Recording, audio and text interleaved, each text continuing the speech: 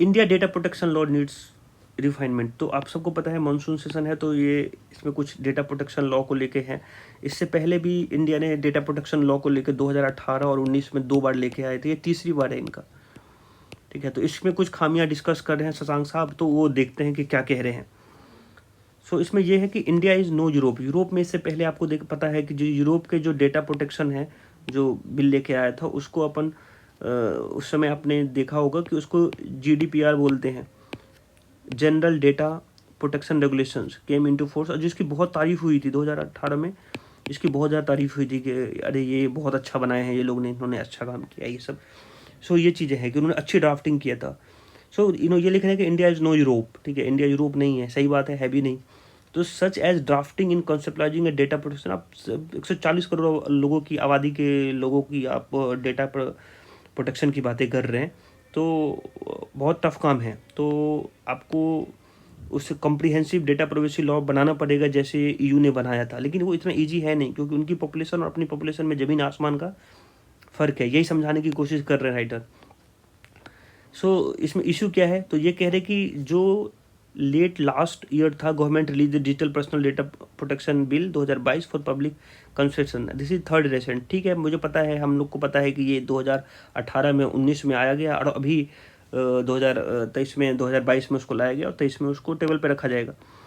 तो ठीक है, ये तीसरी बार है। ओके, ये कोई डेटा इसमें फैक्ट है, तो आगे बढ़ते हैं इसमें।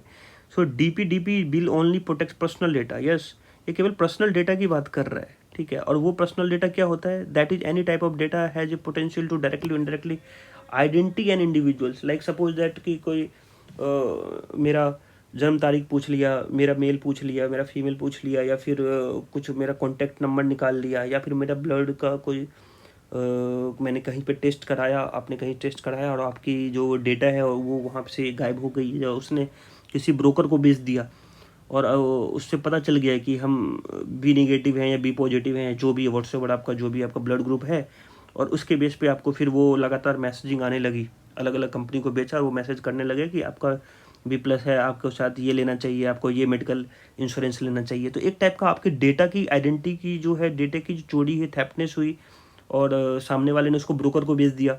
सो इससे सामने वाले की पर्सनल आइडेंटिटी गई। तो वो बोले एनी, ऐसे डेटा को उन्होंने ऐसे डिफाइन किया कि that is any data that has potential to directly.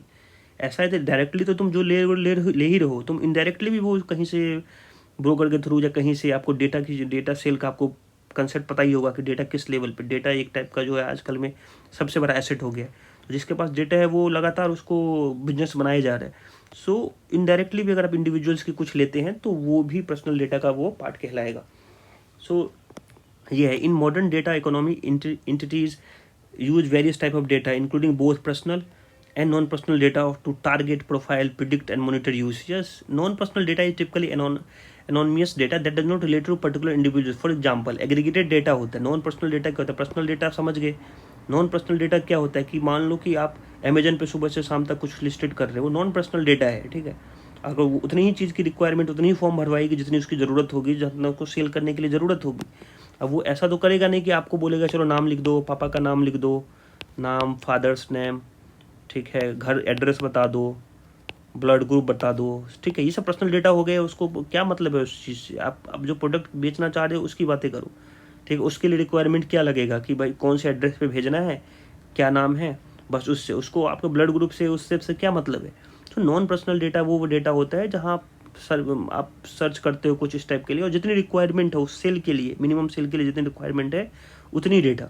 So often this non personal data when combined with other data, आप सोच लो कि वो डेटा को अगर वो यूज करके आइडेंटिफाई कर ले आपके पर्सनल डेटा को। So very interesting point. Often this non personal data when combined with other data set can help identify individuals. तब इंडिविजुअल्स की जो रियलिटी है, वो कहाँ रहता है, क्या करता है, वो सब पता चल जाएगा। And in this way become personal data impacting user privacy. Privacy खत्म हो जानी है। तो ये बहुत अच्छा इंटरेस्टिंग पॉइंट था ये, तो आप इसको समझ लें कि personal data, non personal data क्या होता है। नॉन पर्सनल डेटा वो डेटा है जिसकी रिलेवेंसी कम हो, और उसको जाने से अपने को ज़्यादा नुकसान ना हो, अपना प्राइवेसी डैमेज ना हो। ठीक है, वो non personal data. Personal data जिससे जाने से अपनी अपनी आइडेंटिटी अपनी क्राइसिस में आ जाए अपन की, यार अपनी सारी सीक्रेट्स उधर जा रहे हैं। ठीक है, उस अपने ब्लड ग्रुप के हिसाब से उसको अलग तरीके से कुछ इस तरीके से हमें सेल किया जा रहा हो, या फिर हमें ब्लैकमेल ही किया जा रहा हो, कुछ भी हो सकता है। तो ऐसे कंडीशन में ये बिल पर्सनल डेटा के लिए है, नॉन पर्सनल डेटा के लिए नहीं है। इन प्रीवियस वर्जन ऑफ इंडिया जो ड्राफ्ट किया था data protection 2018-19, but do not find a place in the latest draft, वो जो है वो उसमें इसको रखा नहीं है। कि मान लो फॉर इंस्टेंस इन्होंने एक और भी एग्जाम्पल दिया है कि anonymous database about individual Uber rider in New Delhi can be combined with period timing. मान लो कि एक ऊबर ड्राइवर है, वो तो आपका लगातार आप उससे जा रहे हो, उसने आपको एक ट्रैक कर लिया कि आपका डेस्टिनेशन किधर है, ठीक है। उस डेस्टिनेशन पे आपके जो भी मंदिर मस्जिद जो भी जाते हैं, उस कम्युनिटी किस टाइम पे जा रहे हैं वो भी पता चल गया टाइमिंग के हिसाब से, तो उस एरिया में पता कर लेगा, तो वो उसके हिसाब से आपका इंक्लूड आपका होम एड्रेस फाइंड कर लेगा। This process of re identification of non personal data poses significant risk to privacy. वही चीज़ें होगी जो मैंने आपको एग्जाम्पल में बताया। Such risk were accounted in previous version. ये वाली जो चीज़ें थी वो 2018 और 19 के जो बिल था उसमें कवर था, पर इस बार नहीं किया गया है। तो लेटेस्ट ड्राफ्ट में क्यों नहीं किया? But not recognising this risk, DP will be very limited in the scope with effective providing meaningful privacy to India. So privacy to Indians, तो इसका मतलब उसको कम किया गया, उसको एक ही लेवल पे वो पर्सनल डेटा के बेस पे वो करना चाह रहे हैं। लेकिन ये जो राइटर्स हैं वो ये कह रहे हैं कि पर्सनल डेटा और नॉन पर्सनल डेटा को मर्ज करके भी कोई इंसान पर्सनल डेटा निकाल सकता है। That is very interesting. So a simple and effective solution is, and in earlier version would be add a penal provision in the bill that provide the financial penalty on data processing entities for the re-identification of non-personal data and personal data into personal data. So ये तो होना ही चाहिए, penalty एक बहुत बड़ी ज़रूरत है। अगर आप कोई इंसान आपके डेटा को सेल कर रहा है और मनी के लिए उससे पैसे बना रहा है, और सामने वाला जो ब्रोकर है वो किसी और कंपनी को सेल कर रहा है, और वो कंपनी आपको लास्ट में आके, आप सब्सक्राइबर हो, आपको मैसेज कर रहा है कि साहब ये ले लो, या फिर आपको ब्लैकमेल कर रहा है। सो इसकी पेनल्टी तो तय होनी चाहिए। अब पेनल्टी बहुत सारे होते हैं, फाइनेंशियल पेनल्टी लगाओ, लाइसेंस की पेनल्टी लगा दोगे, अगर ऐसा कुछ हुआ तो लाइसेंस छीन लूँगा, तो बहुत सारी चीज़ें हैं, ठीक है। तो आप उसको उस तरीके से आपको पेनल्टी लगा, लेकिन सिंपल सॉल्यूशन दिया है राइटर्स ने, तो वो इस टाइप की चीज़ें मे बी और मे नॉट बी कवर्ड है कि नहीं है, इसीलिए राइटर लिख रहे हैं कि वो होनी चाहिए। फिर limited reach of data protection, ये वेरी इंपॉर्टेंट है कि अगर आप ये देखेंगे कि inability to protect data protection board, अब ये इनमें एक तो ये हो गया, दूसरा ये कह रहे हैं कि जो डेटा प्रोटेक्शन का जो बोर्ड है वो सुमोटो नहीं ले रहा है केस, और जो ऑर्डिनरी मैन है उसकी डेटा चोरी होगी तो इतना पावरफुल नहीं है, वो इतना पावरफुल नहीं है कि हर बार जाके वहाँ पे जाके केस फाइट करे। सो ये इसका एक लेगुना है कि the board can only institute a proceeding for education if someone effect makes a complaint to it. अगर बोर्ड के सामने कोई कंप्लेन करेगा तो ही बोर्ड उसका केस लेगी। और दूसरा, गवर्नमेंट और कोर्ट डायरेक्ट, या तो गवर्नमेंट उसको डायरेक्ट करेगी कि भाई पता करो कि डेटा कैसे गया, या फिर कोर्ट उसको डायरेक्ट करेगी भाई डेटा क्यों बेच रहा है पता करो। तो इन तीन कंडीशन में तो limited reach of data protection board, data protection bill के अंदर में जो बनाया गया है उसने लिमिटेड रख दिया है अपनी रीच को, जबकि इनको सुमोटो लेना चाहिए। राइटर का कहना है कि आप सुमो, this is for the education of dispute between the law and users, for example an obligation on user not registered a false or previous complaint with the board not been users and data processing. वही है कि इसमें यही है कि आपको suo motu भी लेना पड़ेगा। आपका एजुकेशन जो डिस्प्यूट है लॉ एंड यूजर्स के बीच में, आप उसको सुलझाने का काम है, तो आप उसमें एक टाइप का ऑब्लिगेशन है आपके ऊपर कि फॉल्स है, कि प्रिविलेज कंप्लेंट है, ठीक है, बोर्ड के सामने में, ठीक है। फिर एक एग्जांपल दे रहा है कि in the data economy user have a diminish control and limited knowledge of data transfer. मैं आपको बता दिया कि हम जैसे लोग जो ऑर्डिनरी पीपल हैं, वो ऑर्डिनरी पीपल के पास लिमिटेड नॉलेज है डेटा को लेकर। इतनी कॉम्प्लेक्स तरीके से गवर्न होती है, कॉम्प्लेक्स तरीके से रन करता है, इतनी सारी सिस्टम्स हैं, इतने सारे इसके हिडन सीक्रेट्स हैं, हिडन सॉफ्टवेयर रन होते हैं कि हमारी डेटा कहाँ जा रही है, कौन हमसे कौन सा टर्म्स एंड कंडीशन। मैं एडवोकेट होने के बाद जो टर्म्स एंड कंडीशंस होते हैं इतने छोटे छोटे अक्षर में लिखते हैं, इतनी बारीकियों के साथ उसको ड्राफ्ट किया जाता है कि पता नहीं चलता है। तो एक कॉमन ऑर्डिनरी पर्सन के से आप क्या उम्मीद करते हैं? तो उनसे आप ये उम्मीद कर रहे हैं कि वो नॉलेजेबल हो, उसको डेटा का ट्रांसफ़र करना आता हो, कौन सा डेटा कहाँ रखा है। That means you are making wrong direction, you are going to wrong direction, ठीक है, you are not making good choice.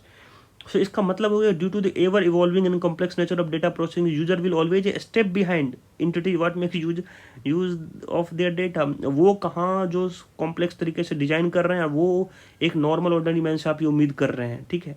So impossible. For example, a food delivery app can all take my all the data and sell it to the broker. मैंने पूरा broker का concept ही समझा दिया आपको कि ये फूड जब जोमेटो हो गया आपका वो डिलीवरी ऐप है और उसमें आपने डेटा को सेल कर दिया ब्रोकर को और कॉन्ट्रेक्चुअल रिलेशन विद देम, ठीक है। सो डेटा ब्रोकर उसको वायलेशन ऑफ कॉन्ट्रेक्चुअल रिलेशन उसको आप ब्रोक करके वो किसी और को ब्रोकर को भेज दिया, वो आपको फिर कहीं से भेज रहा है। सो डेटा प्रोटेक्शन बोर्ड के पास उसको ये नहीं करना चाहिए। The board in other hand may in better position to proceed again the food delivery app, ठीक है। इस तरीके की चीज़ करने की ज़रूरत है, ठीक है। So this is not a novel suggestion, yes.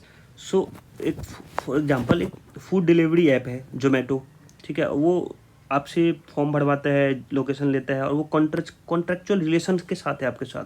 जब हम फॉर्म उस ऐप से कुछ हम डाउनलोड करने के बाद जब हम उससे कुछ बुक करते हैं तो वो कुल मिला के एक कॉन्ट्रेक्चुअल रिलेशन को फॉलो करता है कि कॉन्ट्रैक्ट साइन होता है हमारे उनके साथ। और अगर वो किसी और को बेच दे ये चीज़ तो हम फूड डिलीवरी वाले के साथ थोड़ी लड़ सकते हैं। इतने पावरफुल नहीं हुए हैं यहाँ के इंडियन जो सिटीजन लोग हैं, वो इतने पावरफुल नहीं हैं। और कुछ हैं, सब नहीं हैं, अप्रॉक्सीमेटली कुछ हैं, लेकिन सब सारे तो नहीं हैं और सारे अवेयर भी नहीं हैं। So individually I may have a little resource and incentive to approach the data protection board. So हमारे पास तो लिटिल रिसोर्स भी नहीं है और उसके बाद डेटा प्रोटेक्शन बोर्ड उस चीज़ को सुमोटो ले भी नहीं रही है। सिर्फ board in other hand may be in better position to proceed against, और इससे बेहतर है कि बोर्ड उसको सुमोटो केस लेना। कि कहीं भी अगर बोर्ड को पता चलता है कोई उसको एप्लीकेशन देता है तो बोर्ड दीजिए। जब आपको बोर्ड बनाया गया तो आपके पास इतनी ज़्यादा पावर दी जाती है कि आप उसको उस तरीके से उसका जो भी गलत यूज हो रहा है उसको रोका जा सकता है। आपको बनाया ही इसके लिए गया है। तो जो बोर्ड है वो बेटर पोजीशन पे है comparative to individual citizens and customers. So board को सुमोटो लेना चाहिए, बोर्ड के पास वो पावर होनी चाहिए। तो अपनी पावर को लिमिट मत करो। और ऐसा तो है कि नहीं तो नया कुछ है, सीसीआई तो करती है ऐसा। राइटर ये लिखता है कि जो कंपटीशन कमीशन ऑफ इंडिया है वो इस टाइप की चीज़ें करती है। Responsible for the information of Indian anti trust law has the power to initiate inquiry it's on. So अगर वो कर सकते हैं तो आप क्यों नहीं कर सकते। Again a simple way to this would be have a provision in DPDP bill that allow the data protection board to initiate complaint on its own। So simple way में कह रहे हैं कि अगर आप CCI एक बॉडी है जो गवर्न करती है कि अगर कंपटीशन अगर किस तरीके से अगर एंटी ट्रस्ट होता है, अगर दो कंपनियां के बीचों में कि अगर उसकी कंपटीशन को हानि पहुंचाता है, उसको आगे कम्पिटिटिवनेस अलग चीज़ है, लेकिन उसको उसकी बिजनेस को खाने की कोशिश करता है डिफरेंट तरीके से, ठीक है। जैसे एलिगेशन लगता है बहुत बड़ी बड़ी कंपनियों के ऊपर, ठीक है। आप सबको पता ही होगा कि मार्केट के ऊपर कितने सारे लोगों के ऊपर ऐसे लगे हैं एलिगेशंस। सो अगर वो एक कंपनी दूसरे कंपनी को खा रही है, उसको निगल रही है, उसको उठने का एक नया कंपनी सेटअप होने का मौका नहीं दे रही है, तो वो CCI के अंदर जाता है केस। सो वो तो इनिशिएट कर लेते हैं, खुद इनिशिएट कर लेते हैं। The power to initiate inquiry notes on वो खुद ही कर लेते हैं, सुमोटो कर लेते हैं। तो आप जो इतना बड़ा 140 करोड़ आबादी के पर्सनल डेटा का जो आप रखवाले हो, आप जो उनकी सिक्योरिटी प्रोवाइड करते हो, तो आप क्यों नहीं कर सकते। सो राइटर की ये ओपिनियन, ये दो इशू राइटर ने उठाया है और काफ़ी अच्छा इशू उठाया है। इसको आप कंसर्न विद जो डेटा प्रोटेक्शन डेटा उसमें आए डेटा प्रोटेक्शन लॉ में, तो आप कंसर्न में लिखें, उसको उस पॉइंट में लिखें कि पहला कि सुमोटो क्यों नहीं ले सकते, दूसरा कि आप जो प्रीवियस वर्जन में जो दिया गया था कि कैसे पर्सनल डेटा को नॉन पर्सनल डेटा के साथ मिक्सिंग करते हैं, ठीक है। आप उस 2-3 पॉइंट को, और जैसे जैसे इसके पॉइंट आते जाएंगे पेपर में लिखते जाएंगे, आपको मैं बताता जाऊंगा, उसको ऐड ऑन कराता जाऊंगा। तो ये 2 इंटरेस्टिंग पॉइंट आज के पेपर में उन्होंने कवर किया है। फिर कुछ फैक्ट हो गए कि EU ने लेके आया था और उसके बाद हमने भी लेके 2018-19 में आया, हमें डेटा प्रोटेक्शन की ज़रूरत क्यों है, ठीक है। सो आप इस सब चीज़ों को देखें और इसको दिमाग में एक डेटा प्रोटेक्शन लॉ के बारे में एक ब्रॉड आइडिया बना लें कि डेटा की रिक्वायरमेंट क्या है। What is data. डेटा भी मैंने आपको समझाया कि एनी कोई फिगर हो सकता है, कोई इन्फॉर्मेशन होता है, कोई कंसेप्ट हो सकता है, वो हर चीज़ वो फिगर हो सकता है, वो फिगर भी डेटा कहलाता है, ठीक है। सो आप उसको समझें कि डेटा, फिर पर्सनल डेटा, ऑफिशियल डेटा, उसके बाद personal data, non personal data. तो इसमें कंफ्यूज मत होना कि पर्सनल डेटा के लिए जो अभी आ रहा है कानून, ये पर्सनल डेटा के लिए। So this is all about data protection law. Now we are moving ahead. So is the delimitation question settled. तो देखते हैं कि ये क्या कह रहे हैं। तो डिलिमिटेशन आपको पता ही है कि एक प्रोसेस होता है जो ड्रॉ किया जाता है, रीड्रॉ किया जाता है बाउंड्री को। इंडिया की जो भी बाउंड्री है उसको रीड्रॉ करते हैं वो लोग, कितने भाग में बांटना है और कहाँ का लोकसभा का जो एमपी होगा वो कौन होगा, कहाँ का एमएलए का कौन होगा, और कितने नंबर ऑफ पीपल जो हैं पर एमएलए हैं, ठीक है, पर एमपी हैं। सो उसको डिलिमिट किया जाता है, एरिया को डिलिमिट किया जाता है, ठीक है। सो इसमें ये है कि ये बोला कि जो इसमें ये देखते हैं कि ये delimitation is the process drawing boundary of Lok Sabha and state assembly constituency based on the recent consensus to ensure that each seat has almost equal number of voters. वही समझाया मैंने आपको कि जितनी भी कॉन्स्टिट्यूंसी है हमारे यहाँ पे, मान लो कोई स्टेट में 70 सीटें हैं, तो 70 सीटों में हर सीट पे जितने भी वहाँ पे नंबर ऑफ वोटर्स होंगे वो बराबर होंगे। सो डिलिमिटेशन का काम ये है। So last delimitation exercise took place 96। सो ये आपको याद रखना है, बस एक डेटा हो गया आपके लिए। While the current boundary were drawn on basis of 2001 census, 2001 के सेंसस पे हुआ, number of Lok Sabha and state seat remain frozen. तो लोकसभा और स्टेट असेंबली की जो सीट हैं, आप उसको याद रख लें कि लोकसभा और जो स्टेट लेजिस्लेटिव असेंबली की जितनी भी सीट हैं वो फ्रोजन है अभी 2026 तक के लिए। तो इसको दिमाग में आप बैठा लें। सो ये था इसमें। फिर ये एक क्वेश्चन उसमें पूछा गया है, ओपी रावत जो इलेक्शन कमीशन हुआ करते थे पहले, वो उनसे पूछा गया है कि Lok Sabha constituency way delimited pan India based on 1971 population last time. Why do we decide that we should wait until 2026 before new population figure are taken into account? तो ये आंसर देते हैं, this was due to imbalance in population growth between north and south का population growth बहुत different है। ये हम सबको पता है कि अगर आप नॉर्थ में जो पॉपुलेशन ग्रोथ है बहुत ज़्यादा है, जबकि साउथ जो है वो अपनी लेवल पे है। जैसे केरला का पॉपुलेशन, कर्नाटक का ले लो, तमिलनाडु का ले लो, ठीक है। सो इन सब में जो पॉपुलेशन जो है वो अपने स्टेबल कंडीशन पे पहुंच गई है।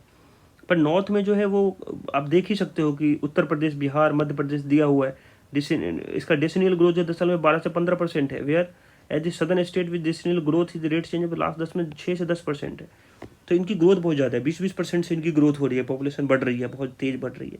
तो पॉपुलेशन ज़्यादा बढ़ेगी तो वो ज़्यादा लोगों को एमपी भेजेंगे, एमएलए बनेंगे। सो फिर जो है जो कंसेप्ट है कि इक्वल नॉर्थ और साउथ जो जाना चाहिए, ऐसा कुछ है नहीं कि नहीं जाना चाहिए, मतलब इक्वल ही जाना चाहिए, लेकिन उसकी प्रोपोर्शनिटी तो होनी चाहिए कि पता चला कि सारा जो एमपी लोग हैं वो नॉर्दर्न साइड से बैठे हैं, साउथ साइड वाले एलिनेटेड फील करेंगे। सो इस कंसेप्ट में उसको फ्रीज कर दिया गया है पॉपुलेशन के बेस पे कि 2026 तक हम उसको फ्रीज करते हैं, क्योंकि वहाँ पे पॉपुलेशन जो है थोड़ा जाके बैलेंस होगा और फिर हम जाके एक डिलिमिटेशन करेंगे ब्रॉडर लेवल पे और उसको सबको प्रॉफिट होगा उससे, क्योंकि वहाँ पे जो नदर्न स्टेट वाले भी हैं उनकी भी पॉपुलेशन स्टेबलाइज हो रही होगी, ठीक है। सो ये इसमें कवर करने की कोशिश की है। तो इसमें एक ये भी चीज़, whenever there was a state, जब जैसे स्टेट रीऑर्गेनाइजेशन होता है तो इट वाज स्टेट, तो वो स्टेट रीऑर्गेनाइजेशन एक्ट जो होता है उसके अंदर में लिखा जाता है। जैसे इसने एग्जाम्पल बहुत अच्छा दिया है कि जो institute of 22 assembly seat that हुआ करती थी उत्तराखंड के लिए, वो बाद में जाके 70 असेंबली सीट में कन्वर्ट हुई।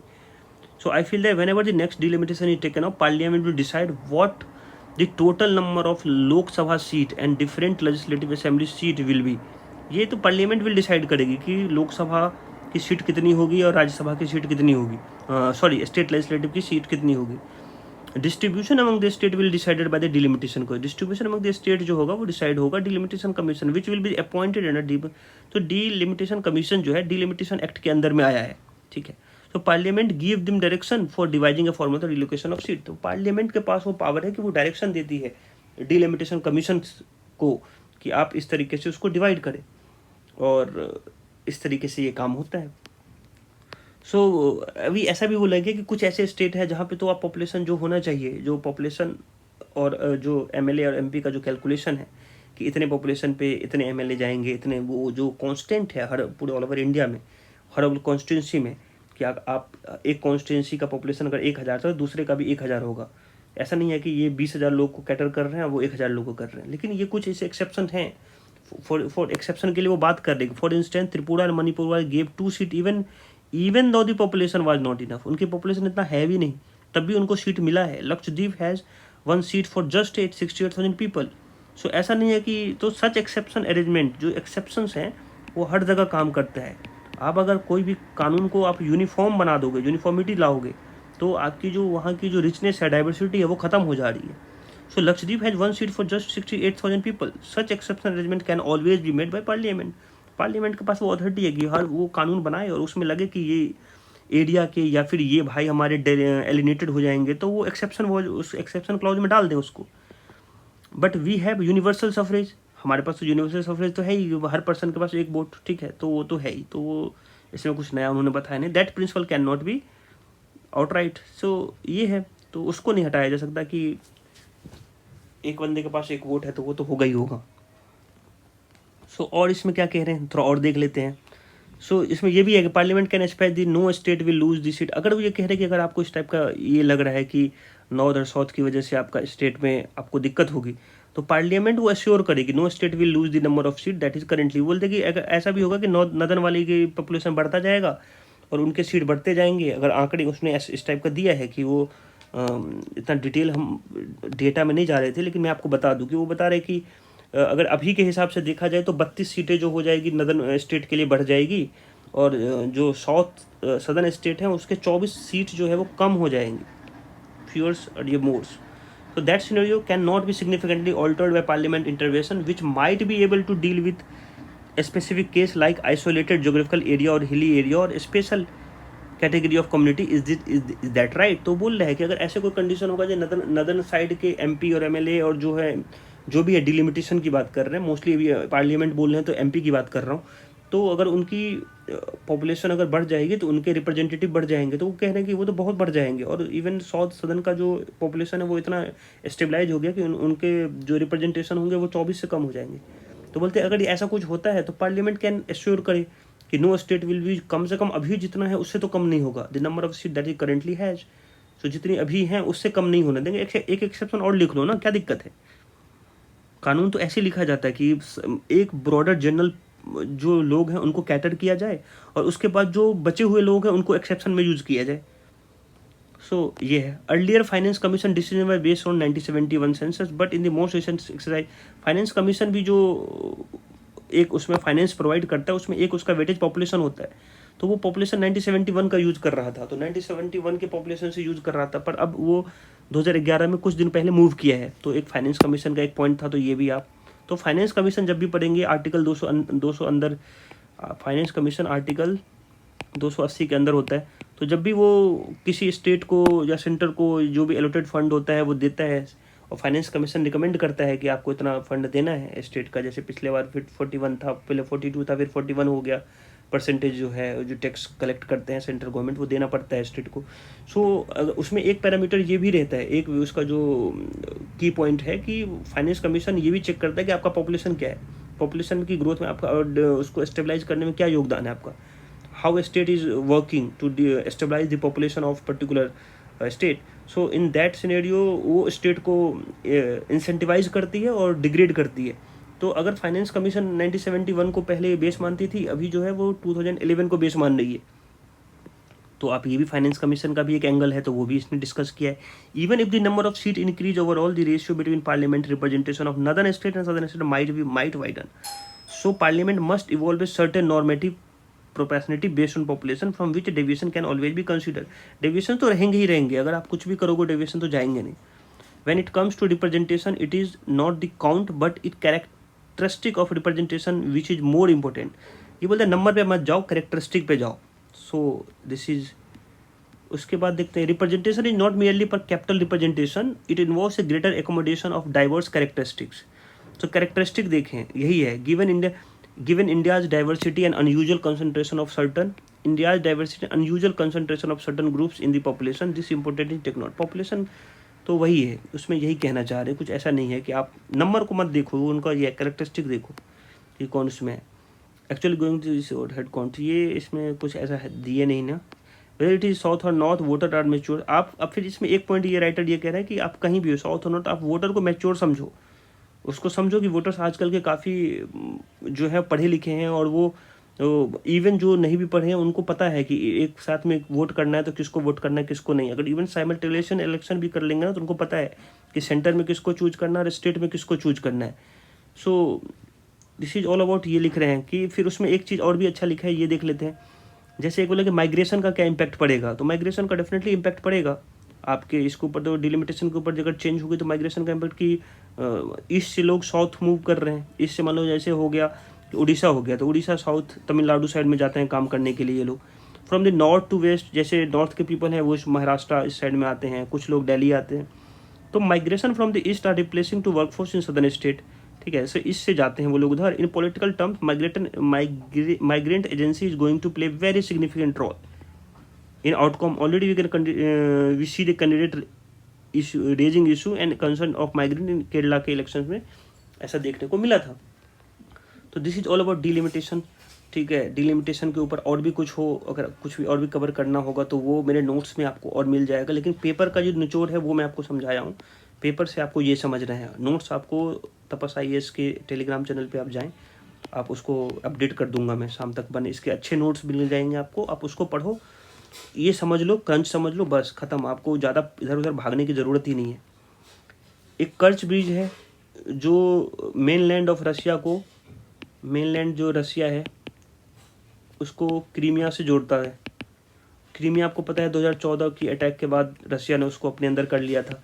सो ये कर्च ब्रिज है उसके ऊपर अटैक हो गया है, उसको तोड़ ताड़ दिया गया है, किसी ने उसमें बम गिरा दिया और एक्सेप्ट नहीं कर रहे हैं। यूक्रेन वाले कह रहे, ये रशिया वाले एलिगेशन लगा रहे हैं कि यूक्रेन वाले ने किया। यूक्रेन वाला बोला नहीं, ऐसा अभी तक कुछ किया नहीं।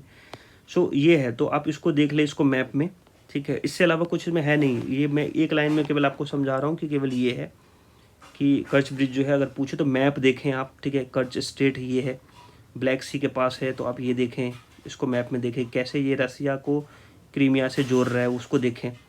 सो क्रीमिया एनेक्स कर लिया 2014 में, ठीक है। सो आप इसको इस बेस पे समझे। Russia carried of massive air strike in southern Ukraine. जब ये इनको पता चला ये जो यूक्रेन के एक पोर्ट है ओडेसा, वहाँ पे बमबारी कर रहे हैं। तो आप यूक्रेन के जितने भी पोर्ट्स हैं, ईस्टर्न पोर्ट और वो जो साउथ के पोर्ट हैं, उसको देखें कि उसके पोर्ट, जैसे एक पोर्ट आपको उड़ीसा लिखा है उसमें। तो इसकी वजह से जब इस पर अटैक हुआ तो इन्होंने क्या किया, इन्होंने जो रशिया ने साइन किया था UN ब्रोकर डील था एक, ठीक है। यूक्रेन के जितने भी ग्रेन्स हैं उसको ब्लैक सी से निकालने का। सो उसको ब्लैक सी इनिशिएटिव बोलते हैं शायद कुछ याद नहीं आ रहा, कुछ इस टाइप का इनिशिएटिव लिया गया था कि यूक्रेन में जो भी ग्रेन्स हैं उसको कैसे फूड जो है वो वर्ल्ड तक पहुंचाया जाए और फूड क्राइसिस वर्ल्ड में ना हो। तो उसने UN ने उसमें हेल्प किया था, तो वो उससे रशिया बाहर हो गया। सो इसमें इतना ही है, इसको ज़्यादा समझने की ज़रूरत है नहीं। बस इसमें यह है कि आप मैप पे बड़ा स्ट्रॉन्ग कर लो कि कौन सा एरिया कहाँ है, ये कर्च स्टेट किधर है। सो इसमें मास्क को लेके है कि मस्क जो साहब हैं वो कुछ नया XAI लेके आ रहे हैं, ठीक है, आर्टिफिशियल इंटेलिजेंस से रिलेटेड, ठीक है। वो ओपन AI गूगल और माइक्रोसॉफ्ट को चैलेंज करेंगे। तो बस this is all about today paper. Thank you so much. अगर आप सब्सक्राइब नहीं किया तो सब्सक्राइब करें, लाइक करें, कमेंट करें, और आपको ये चैनल पसंद आ रहा है तो आप उसके बारे में लिखें, लोगों तक फैलाएं इसको।